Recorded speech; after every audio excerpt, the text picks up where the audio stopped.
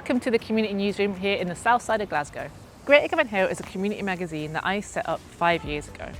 And I set it up to challenge some of the negative stereotypes that exist about this area, often written by people who live outside the area and fueled by things like racism, xenophobia and political motivations.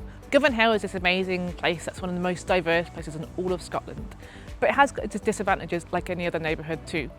And the idea for the magazine was to take a solutions-focused approach to covering some of those issues, but more importantly to be a platform for voices you don't typically hear in the media, to equip people with the tools to tell their own stories and ultimately to bring people together. In every issue we might have kind of 20, 30, 40, 50 people from around the community getting involved in different ways. To do that we do a lot of community reporter training.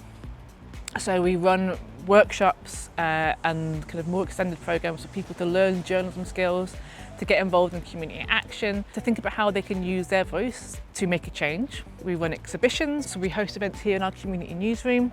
All of this is about trying to find out what people need to know to help them thrive and to support local people, local businesses, local organisations who are making a difference in the community. I think there's all kinds of different ways where you can kind of assess the value of Greater Govanhill. There's the value to the individuals who might get involved with our programmes. So there's been loads of people, hundreds of people who have been through our community reporter programmes, for example, who have then gone on to get apprentices, go to college, get a new job, or grow in confidence, skills and connections because of being involved with us.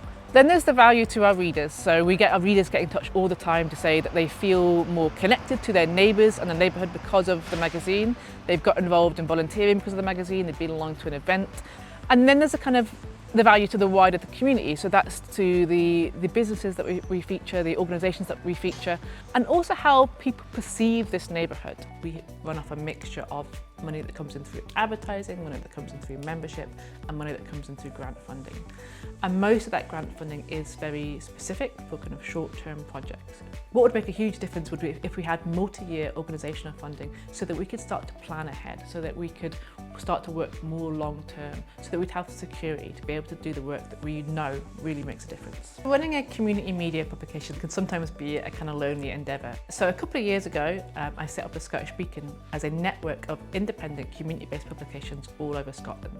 And the idea for the network is to be a peer support network, but we also collaborate on certain projects. In the 5 years that I've been running Greater Govanhill, I've seen the impact that it can have, the value that it can have for a local community. But what I found was missing, and was missing when I set up Greater Govanhill, was any organisation that was there to support people to launch. For that reason, I've now co-founded Greater Community Media as an organisation that's there to support other communities to launch their own media projects to have the same impact where they are.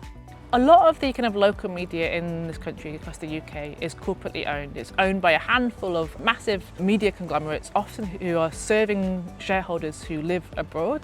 They're extracting wealth from communities. They see it as a way of making profit to serve those shareholders. With Greater Govanhill, with community media, we're all about serving the community and keeping wealth in the communities. For me, community wealth building is all about local ownership.